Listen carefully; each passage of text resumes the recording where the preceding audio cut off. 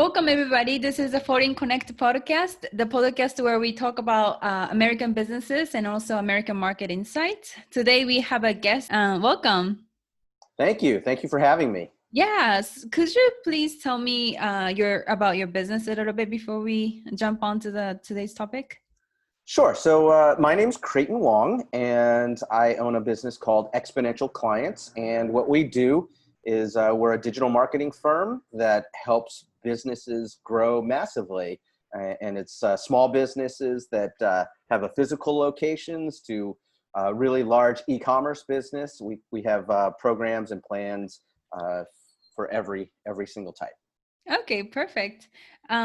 So today we kind of prepared these three questions that a lot of businesses wonder here in Japan. So I wanted to ask you these three questions. The first one is, so what do you say that, what is the market entry barriers for Japanese companies to grow business in America? And what is the benefits of hiring experts like you locally instead of sending our stuff from Japan to America?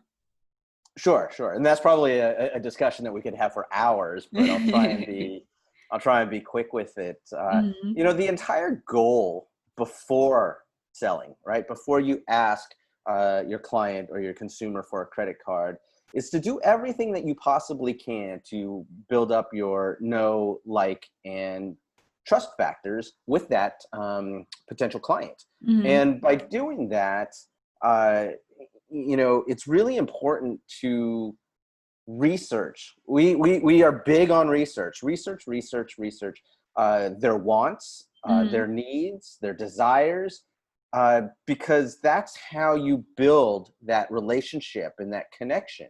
To create a relationship, it helps to communicate and talk the way your potential clients talk. It's important to understand what your potential clients' problems are, how they view the world, where they're coming from. And so we do a ton of research on what people's problems are and how they're expressing them. You know, as an example, we were working with a plastic surgeon. Okay. And she was, she was really proud of herself because she ranked on the first page of Google in the #1 spot for rhinoplasty. Well, in her world, rhinoplasty is the word. That's the word that she was taught in medical school. It was the word that her colleagues use, and it's the words that her clients use. But her potential clients, some of them haven't gotten far enough along the journey. We'll talk about that in a second. But they haven't gotten far enough along to know what the word rhinoplasty is. Yeah, I didn't know what that is. Yeah. They know it as nose job. Oh, so, I see. You know, okay. So they're looking for her using the word nose job. So because of that disconnect, she could grab all the people who have done a lot of research and know what the medical term for a nose job is, but she was missing out on connecting with a lot of potential patients that were using a more layman's term, a more basic term with nose job. So we devised a plan to get her ranked #1 for nose job. And literally, I think it was something like 8 times or 10 times the amount of traffic that she was missing out on because she was using her words. She wasn't using her potential patient's words. And so that's why it's so important to understand who your client is and to really almost know your client better than they know themselves. And then as you know, and as you can imagine,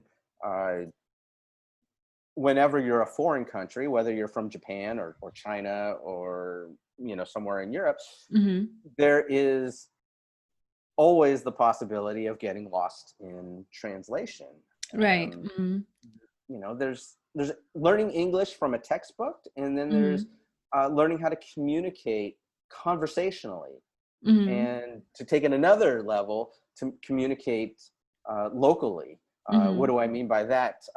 You know, for example, even within the United States, we've run ads that went gangbusters and brought in a lot of revenue in San Francisco, California, and in California, you know, by and large, but they fell completely flat in Dallas, Texas, or they, you know, maybe Orlando, Florida, because the values of the people living there are different. California is a very liberal state. They communicate, they act, they behave, they buy differently than people in, you know, Texas, where it's a more conservative state. The way they act and the way they buy is differently. And that's a big deal. Yeah, it really is. Yeah. So when I was living in America, for example, though I cannot count how many times I got lost in the translation. Like, for example, one of the words that I can think of right now is, you know, BOGO, B-O-G-O, BOGO. So buy one, get one free, right? Yeah. Like that's a sales term that's commonly used in America, but here in Japan, nobody would understand this word term, right? So Absolutely. I absolutely get what you mean. And the other issue is, you know, we talked about it with the plastic surgeon, is you can get caught up in your own terminology, right? So I'm going to drop a little terminology in a little bit here, but it's so easy to get lost in your own words and then forget the words that your clients use and your clients value. You know, we went to this play one time in Berkeley, California, and it's called Chinglish. You know, Chinese and English together. And it documented the miscommunication between doing business in China versus doing business in the United States. There's, you know, and there's books. There's countless. There's a book that goes along with the play. Yeah. One of the companies that we work with, it's an email company. I'm their client, and is ConvertKit. And I remember, gosh, this was about maybe a couple years ago. They were doing this big move to move away from ConvertKit, and they wanted to rebrand their name. And I remember getting emails from them for like 3 straight weeks talking about this giant rebrand, only to find out that they pulled the plug on the rebrand because it came to their attention that the name, and I can't remember the name, but the name that they were going to switch their company to was apparently really, really offensive. It was an offensive word in India. Oh, and so, India. Yeah. And they're a global company. Right. So that's a reverse case of where this is a perfectly fine and benign word in the United States. None of us, like it never even occurred to me. But apparently to all their clients from India or Indian clients, it was a very offensive term. And so they were honest mistake, completely unaware of it. But imagine if they had started out naming that company this offensive word in India, they would have lost out on this whole geographic segment of the population as potential clients because it's offensive, unbeknownst to them. Fortunately, they did it this way, and they were able to pull the plug before it was too late. So I see. So I guess, oh, sorry, were you going to say? No, go ahead. Go ahead. So just a quick following up question along with what we've been talking about. So in terms of like search process or hearing process, customer, research process, like are there any particular, I guess, one size fit all kind of method that you use, or is it like case by case? Like how does it work usually with your company? Yeah, I will. I'll say this. There is never a one size fits all. There is never a magic bullet out there. If somebody's trying to sell you that, run away. Really.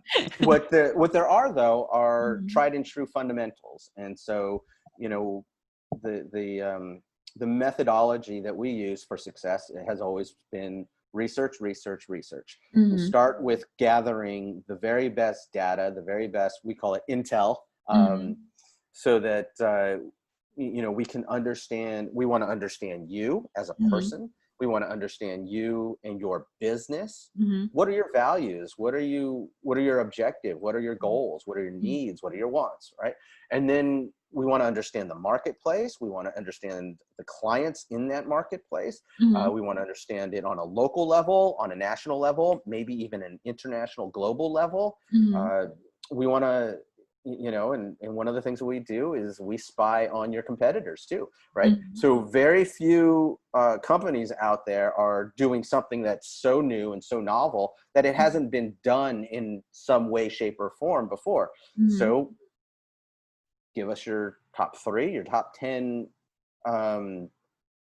competitors, and we do a deep dive into them so that we can understand what is working for them and what's not working for them. Because again, we don't want to reinvent the wheel and start completely from scratch. But that's, once we've gathered all that data, then and only then can we create a customized game plan that fits you and your business. I see. No, I hear a lot of like a careful researching in the process you explain, and I think that's very powerful, and it's definitely important when you are trying to enter a new market, right? And on top of that, you can do it locally, and that's another competitive advantage if you were to hire a local person. Because here's the thing, like a lot of businesses here in Japan, they tend to be still scared of foreigners. You know what I mean? Like it's just the culture here, and a lot of companies are still scared of partnering up with complete foreign companies, and one of which the problem is they just don't know how to communicate with those people. You know what I mean? It's just completely different culture, even within the team. Yeah, I mean, and we've seen that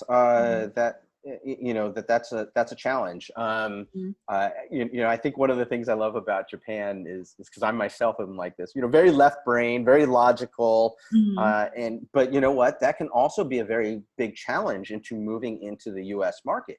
Because the U.S. buyers are very emotional buyers. And so you can have the greatest set of features, you can have the greatest set of benefits, but if you're not creating that emotional connection to the buyer, they're not going to buy. And so I think that's where some of the Japanese companies, they need some help with that, because they need to reposition their brand from an emotional standpoint, a right brain emotional standpoint, and a little less of I've got the best features and the best price, so therefore you should buy my product or my service. Number one. Number two, when we first started, we noticed that too, is that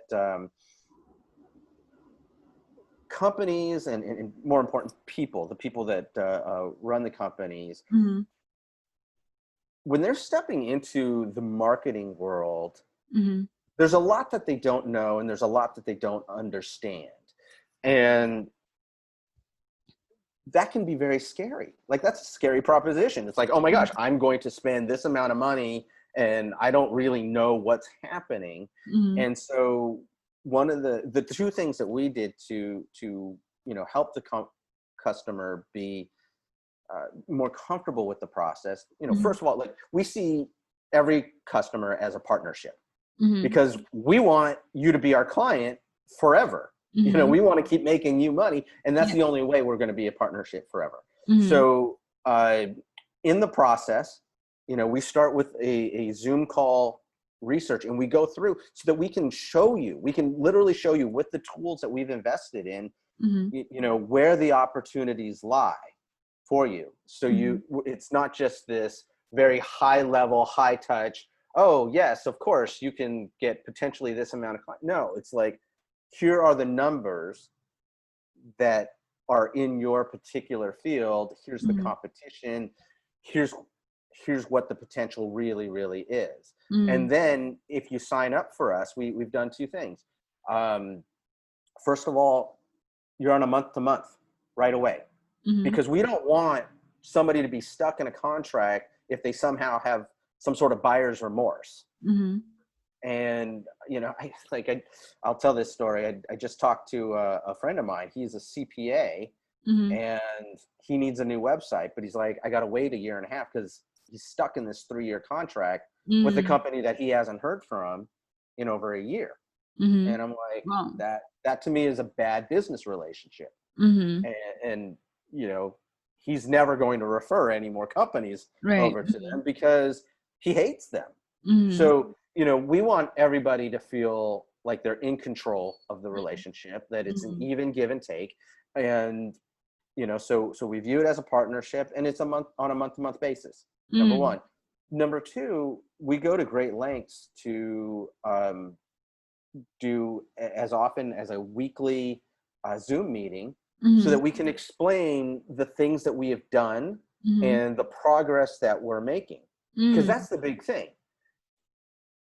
People want to know that what they're investing in is actually having a positive effect, you know, on down the line. Yeah. And the only way you can do that is to have that sort of, you know, have that high touch communication with them. So and here, so yeah.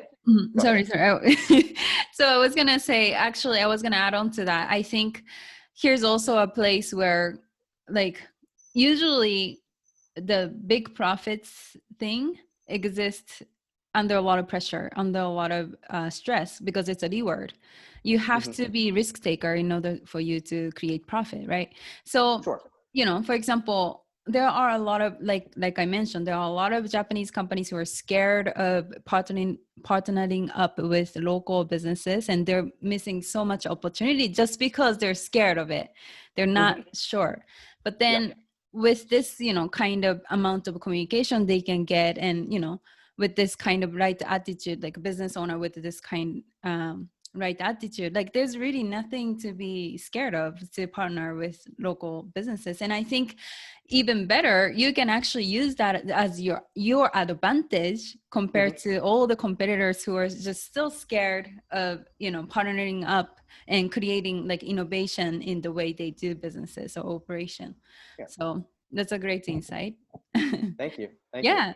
So do you want to share more anything about this, or I have another questions coming up? Go for it. Go with the next question. The second question is, I also did a little bit of research on this. So if you want to jump in and add anything more to this, please feel free. But I wanted to ask you about market opportunity in America compared to Japan.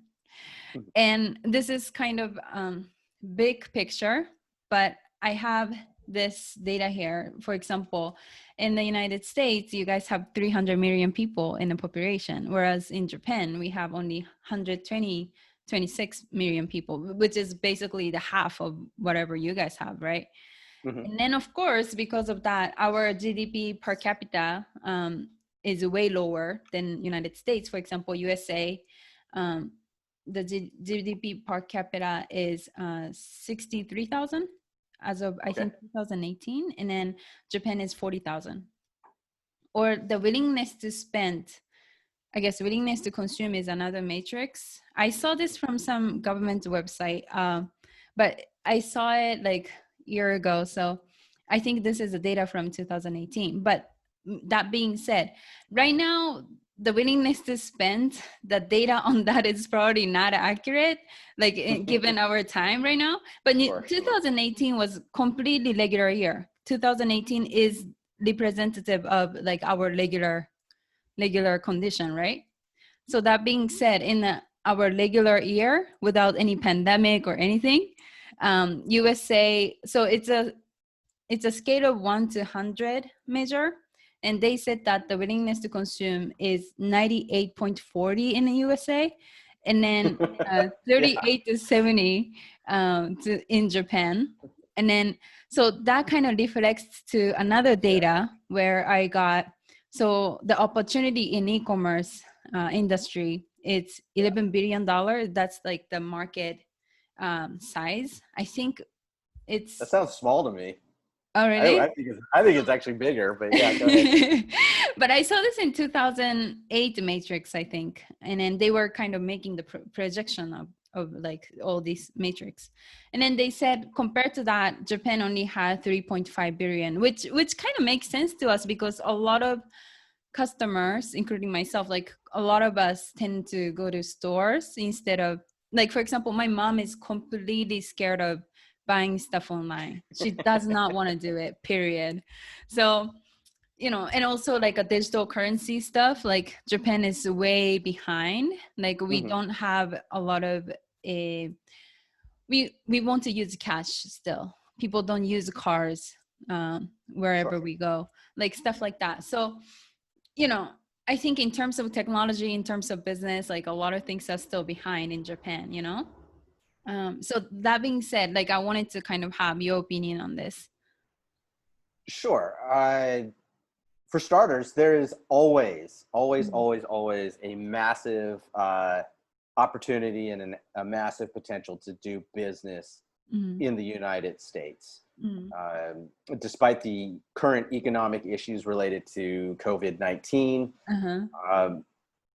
as you showed in your stats, the United States will continue to be the number one consumer in the entire world. That's not going to change any time soon. You know, here's the fact: American loves to buy.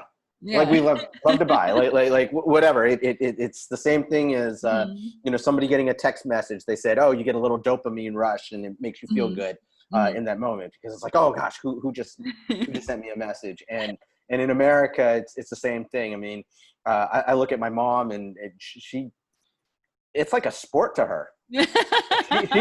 she gets enjoyment out of shopping, like the way I get enjoyment out of playing basketball or something like that. Like she enjoys it. So you know, Americans love to buy, and they love to buy things that make them feel good, right? So this ties back into what we were talking about earlier, the emotional connection to whatever your product or your service is. I mean, one of the great example is actually maybe a horrible example right now is Corona beer.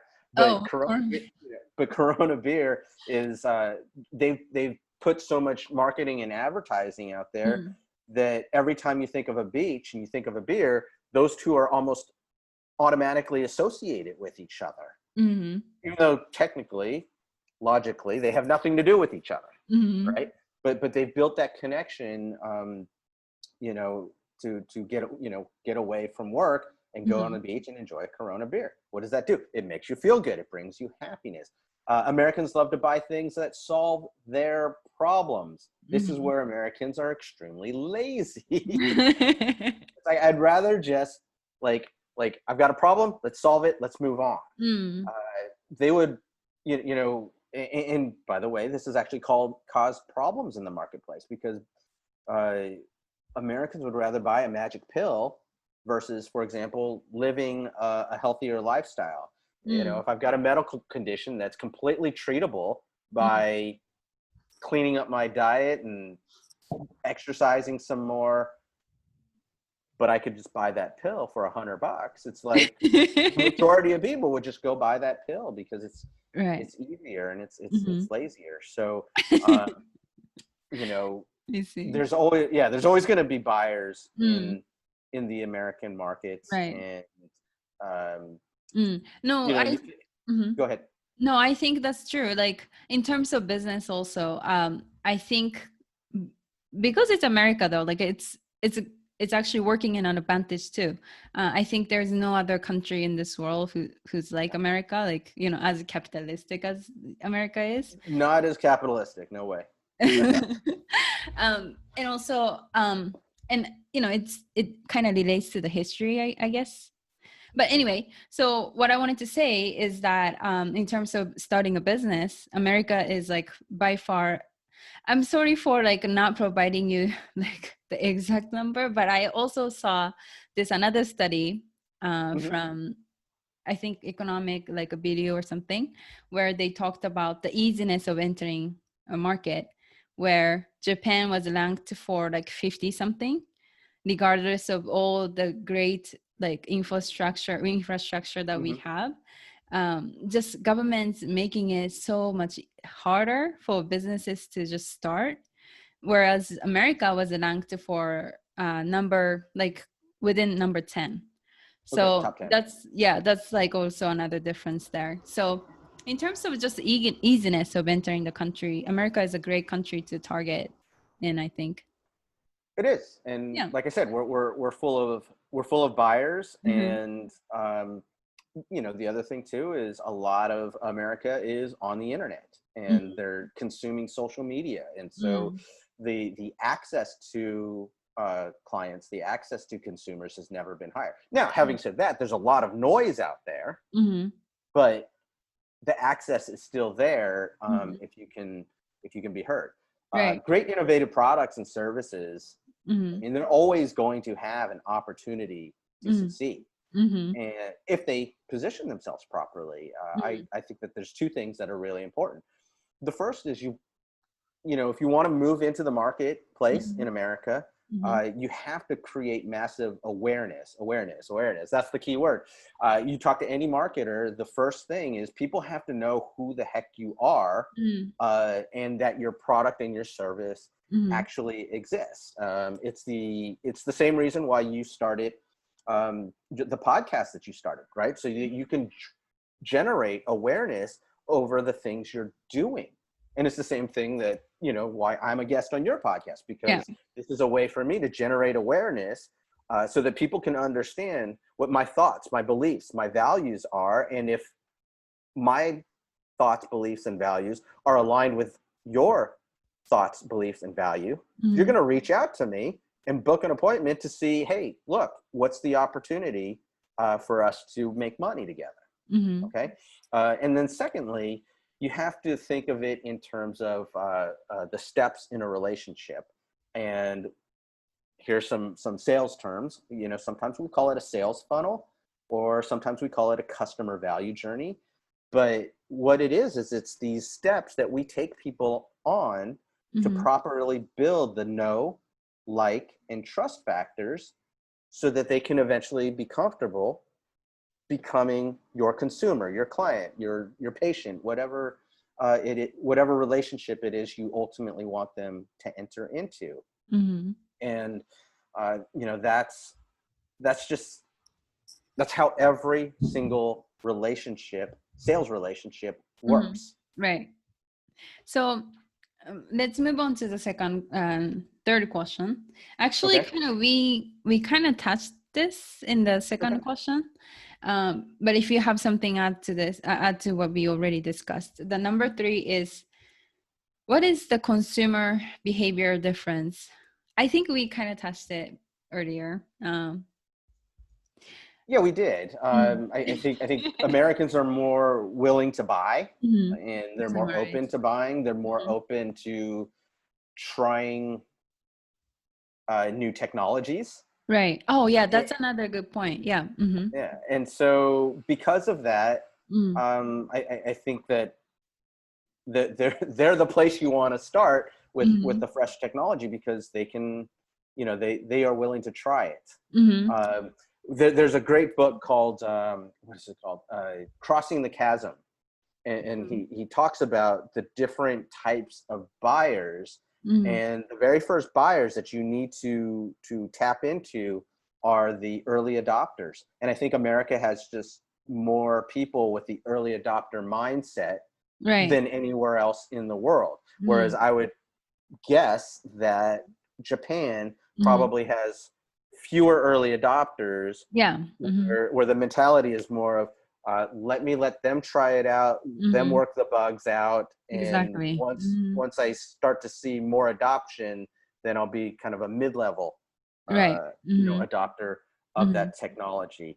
So I think once again, this is probably predicated on the fact that America is constantly looking for opportunities, like, capitalist society. And also another thing I wanted to add is that in Japan, compared to that, like, we discussed this in another podcast we did before, but in Japan we have this like really strict culture of like not wanting to be wrong.